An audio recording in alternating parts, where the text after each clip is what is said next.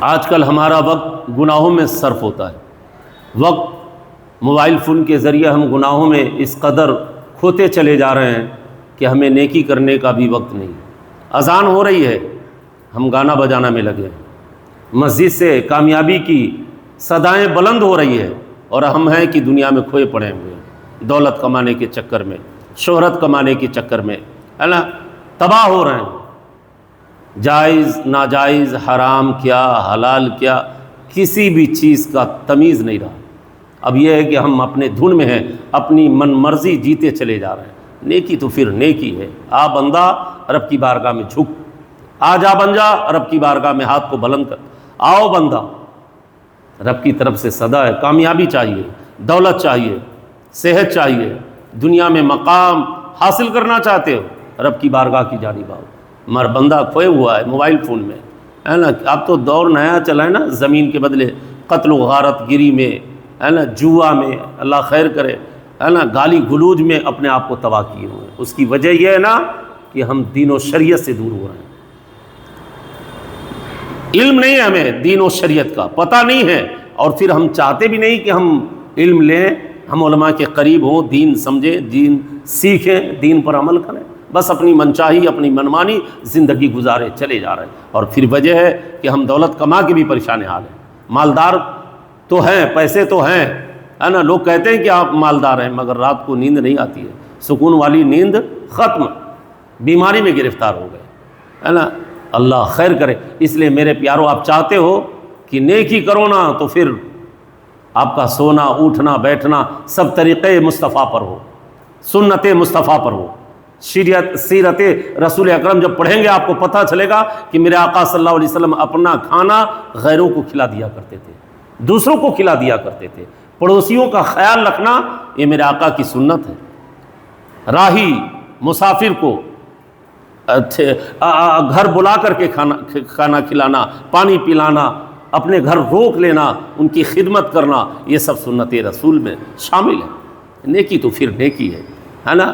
قرآن مقدس میں اللہ کا فرمان ہے، حل جزاء الا الاحسان، ہے نا. نیکی کا بدلہ تو پھر نیکی ہے. آپ جیسا کرو گے نا ویسا بھرو گے.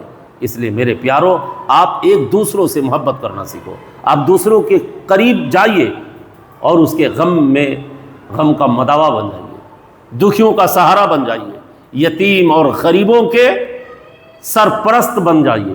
اللہ نے جو دولت دی ہے نا اس پہ نچھاور کر رہے. پھر اللہ آپ کے رزق میں وہ رحمت کے دروازے کھول دے گا نا جو دنیا سمجھ نہیں پائے گی. دنیا کیا سمجھے گی؟ رب کی عطا تو پھر عطا ہوتی ہے نا. یہ ہے جو نظام ہستی چلا رہا وہی خدا ہے نا، جو درختوں میں پھل عطا فرماتا ہے نا. جانوروں کے تھنوں میں اللہ دودھ عطا فرماتا ہے. کتنا صاف سفید میٹھا شیریں دودھ عطا فرماتا ہے. جب پتہ کیا جاتا ہے وہ لات کے بغل میں، پخانے کے تھیلی کی بغل سے اللہ وہ پاک اور ستھرا دودھ عطا فرماتا ہے. اس لیے میرے پیارو، جانوروں کی بھی قدر کرنی ہے، انسانوں کی بھی قدر کرنی ہے. آپ کو جانور نہیں بننا، اللہ نے آپ کو انسان بنایا ہے. آپ اشرف المخلوقات ہیں نا، آپ کا مقام بہت بلند و بالا ہے. اس لیے میرے پیارو یاد رکھنا، یہ تمام برائیوں سے دور ہونے کا مطلب یہ ہے کہ آپ نیک ہو گئے ہیں. آپ سود نہیں کھاتے ہیں، آپ جوا نہیں کھیلتے ہیں، آپ غریب یتیموں کو نہیں ستا رہے ہیں، بچوں پہ شفقت کر رہے ہیں، علماء کے قریب ہو رہے ہیں، نمازوں کی پابندی کر رہے ہیں، قرآن مقدس کی تلاوت کر رہے ہیں. پھر آپ پریشان نہیں ہو سکتے. آپ سے پریشانی کو سو دور ہے، بلائیں آپ سے رخ موڑ لی ہے.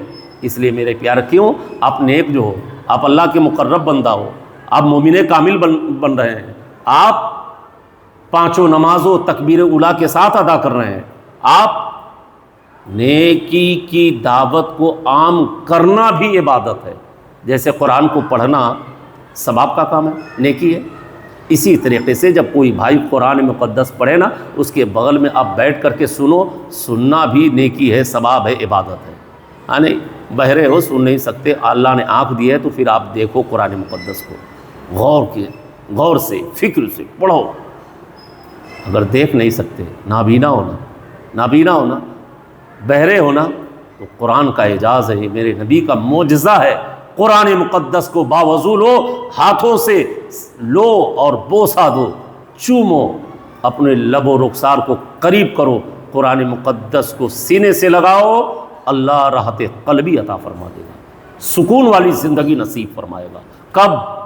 جب آپ نیک بنو گے نا، جب تقوی والا بنے گے، جب آپ اللہ کے مقرب بندہ بننا چاہو گے نا، تب یہ صفت اللہ آپ میں عطا فرمائے گا۔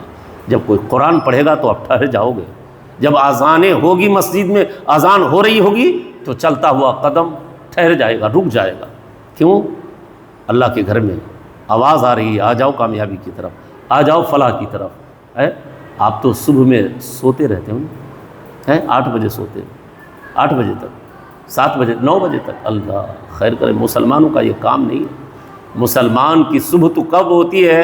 فجر کی نماز، فجر کی نماز سے مومنوں کی صبح ہوتی ہے۔ جو فجر کی نماز جماعت کے ساتھ پڑھے، محبوب کائنات فرماتے ہیں روحانیت کی دنیا میں اس نے حکومت قائم کر دی، اس نے حکومت قائم کر دی، روحانیت اس کی آباد ہو جاتی ہے، اس کے چہرے نور سے معمور ہو جاتے ہیں، سینہ عشق رسول کا مدینہ ہو جاتا ہے۔ جو درود و سلام پڑھے، فجر کی نماز پڑھنے کے بعد ذکر کی محفل کرے، ہے نا، تسبیح پڑھے، قرآن مقدس کی تلاوت کرے، پھر آرام بھی کرے۔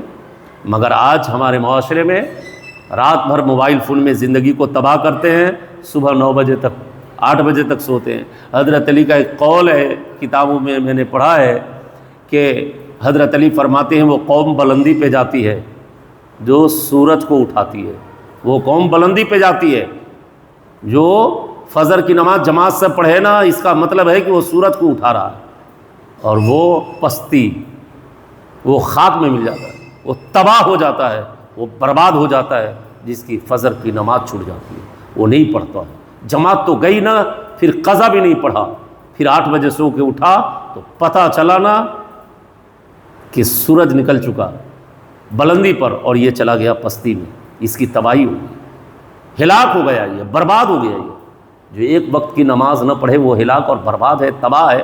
جو 5 وقت نماز نہ پڑھے اس کا کیا انجام ہوگا آپ بتائیں۔ اس لیے اپنے سینے پہ ہاتھ رکھ کے فیصلہ کریں آپ کیسے مسلمان ہیں۔ نماز کو چھوڑے بیٹھے، حق سے دوری بنا لیا، سچ بولنے سے پرہیز کرنے لگے۔ اللہ، یہ قیامت کی نشانیوں میں کہ لوگ حق نہیں بولیں گے، سچ نہیں بولیں گے، اچھے لوگوں کی صحبت میں بیٹھنا مناسب نہیں سمجھیں گے۔ آج برائیوں کا بازار گرم ہے، برائیوں کا وہ ٹھکا، اب وہ مذاق کی مجلسیں قائم ہوتی ہیں، وہ پھر ایک دوسرے میں چیمی گوئیاں اور اس طرح سے برائیوں کے بازار میں۔ اللہ، جہاں برے لوگ ہوں اس سے بچا کیجیے۔ اس لیے اور آپ چاہتے ہو کہ میرے رزق میں برکت ہونا، اولاد وفادار ہونا، آپ چاہتے ہو کہ اچھی صحت ہو، گھر میں خیر و برکت کا نزول ہو، رحمت کے فرشتے میرے گھر میں آتے رہیں، تو بس پرندوں سے سیکھو۔ حضرت علی فرماتے ہیں یہ چرندے، یہ پرندے فجر سے پہلے ہی اٹھ کے اس رب کی بارگاہ میں حمد و ثنا پیش کرتے ہیں، رب کی تعریف کرتے ہیں۔ نہیں ہونا تو فجر سے پہلے اپنے گھر کے دروازے کھولنا، کھڑکیاں کھول کے شاخوں کی جانب دیکھنا، ہے نا، درختوں کی جانب لو لگانا۔ یہ پرندے کس کس انداز میں اپنے رب کی بارگاہ میں اپنی خراج، اپنی بات رکھتا ہے، پھر اللہ اسے رزق عطا فرماتا ہے۔ کسی شاعر نے بڑی پیاری بات کہی، پرندوں کے لبوں پر بھی عبادت جاگ جاتی ہے، پرندوں کے لبوں پر بھی تلاوت جاگ جاتی ہے، صبح ہوتے ہی شاخوں پر عبادت جاگ جاتی ہے، مقرر وقت کوئی بھی نہیں اس کی نوازش کا، اسے جب بھی پکارو اس کی رحمت جاگ جاتی ہے۔ غفلت میں پڑے سو رہے ہوتے، فجر کی نماز ہو گئی، اذان ہو گئی، سورج نکل گیا اور تو بستر پہ پڑا ہوا ہے۔ اللہ، یہ مسلمانوں کا طریقہ نہیں ہے، یہ صاحب ایمان کا طریقہ نہیں ہے، یہ مومن کامل کی پہچان نہیں ہے۔ خدا را، اسی لیے اللہ رازق ہے نا، رزق دیتا ہے، مگر پریشانی یہ ہے نا کہ آپ رزق لینے سے منہ موڑ رہے ہیں، دروازہ بند کیے بیٹھے سو رہے ہو۔ اللہ خیر کرے، اللہ حفاظت فرمائے۔ میں رب کی بارگاہ میں دعا کرتا ہوں کہ رب تبارک و تعالی ہمیں اور آپ کو دین متین پر سختی سے عمل کی توفیق عطا فرمائے، اور رب تبارک و تعالی حسین زندگی عطا فرمائے، اپنے محبوب کی سچی محبت ہمارے سینے میں پیوست عطا فرمائے، ہمیں گناہوں سے بچنے کی توفیق عطا فرمائے، نیکی کرنے اور نیکی پر عمل سختی کے ساتھ کرنے کی توفیق عطا فرمائے۔ اور نیکی کرنے کی جو جستجو جو چاہت ہوتی ہے نا، وہ نیک لوگوں کی صحبت سے ہمیں اور آپ کو میسر ہوتا ہے۔ تو ضروری ہے کہ ہم علماء کے قریب ہوں، اپنے بزرگوں کے قریب ہوں، نمازیوں کے قریب ہوں، سچ اور حق بولنے والوں کے قریب ہوں، تب جا کر کے ہم کامیاب کامراں ہوں گے۔ اور سب سے انمول بات ہے کہ ہم قرآن پڑھیں، قرآن پر عمل کریں۔ جو تنگی ہے نا، پریشانی ہے نا، گھر میں ایک دوسرے میں نفرت ہے نا، گھر کے اندر ماحول خراب ہے، تلخ ہے، ایک دوسروں میں بات نہیں بنتی، بگڑتی چلی جا رہی ہے، بیٹے بیٹی بیٹیوں میں، ماں بیٹی میں، بیٹے بھائی بھائی میں، باپ بیٹے میں، سب میں نا اتفاقی ہے، اختلاف رائے، تو پھر ویسے گھر میں نا کیا کرنا، کچھ نہیں، اللہ کے قرآن، اللہ کے کلام کو جاری کر دینا، پڑھنا ہے۔ صبح میں سورۃ البقرہ کی تلاوت، شام کو سورہ ملک کی تلاوت، پابندی عائد کر دو۔ کھانا بنے نہ بنے، ایک وقت کھانا نہیں کھانا، مگر نماز کسی کی چھوٹنے نہ پائے، قرآن مقدس کی تلاوت ناگا نہ ہونے پائے، پھر وہ گھر رشک جنت ہوگا، وہ گھر مثل جنت ہو جائے گا۔ جس گھر کے اندر نمازی ہو، قرآن کی تلاوت کرنے والے لوگ ہوں، حق بولنے والے، سچ بولنے والے، اس گھر کو فرشتے سلام کرتے ہیں، اس گھر میں رب کی رحمت اترتی ہے، اس گھر میں رب کی خاص عنایتیں